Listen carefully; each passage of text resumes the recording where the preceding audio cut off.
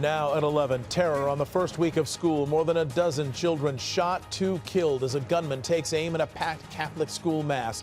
Heartbroken families and grieving community members gathering tonight, asking a question this country cannot seem to answer: how to make it stop. We are learning new details tonight about the Minnesota school where this happened, the students whose lives are forever changed, and the gunman who died by suicide after the rampage was over.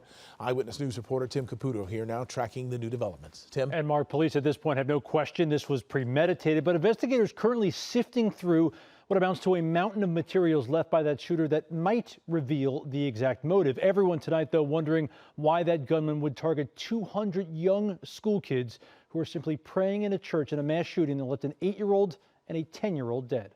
We represent the families. A Minneapolis community united in grief. Hundreds attending several candlelight vigils tonight, hours after 2 children were shot and killed and 17 others hurt in a mass shooting at Annunciation Catholic School. We are here as moms who are beyond heartbroken. Minutes into the school's first mass of the school year, a gunman who was outside fired countless bullets through a window at the young children who were praying. I just ran under the pew and then I covered my head. My friend Victor saved me though, because he laid on top of me. The gunman, who has now been identified as 23-year-old Robin Westman, died by suicide shortly after opening fire. CNN reports Westman graduated from Annunciation in 2017. And Westman's mother worked as an administrative assistant at the church for 5 years, according to online posts from the church.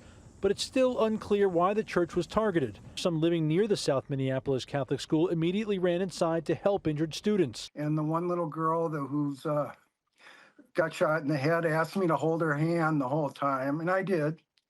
And they asked for their parents.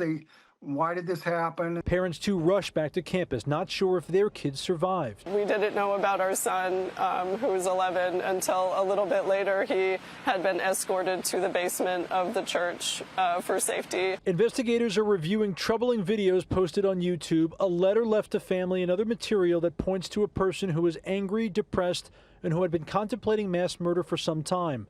Police say Westman was armed with a rifle, a shotgun, and a handgun. And while carrying out search warrants this afternoon, investigators found more guns, a disturbing detail that local elected officials are refusing to ignore. And don't let anybody tell you that it's not about guns, because it is. And while they admit vigils rarely lead to change, especially with gun laws, they're hoping this massacre during church services for children is the mass shooting that finally moves the needle. 6th graders should not have to protect 1st graders. We should be doing that. Of those injured, most of them are kids between 6 and 15 years old, but there were 3 parishioners in their 80s who were also hurt in this shooting. All 17 injured, though, are expected to survive, and some have already been released from the hospital. Tim Caputo, ABC 7 Eyewitness News. Tim, thank you.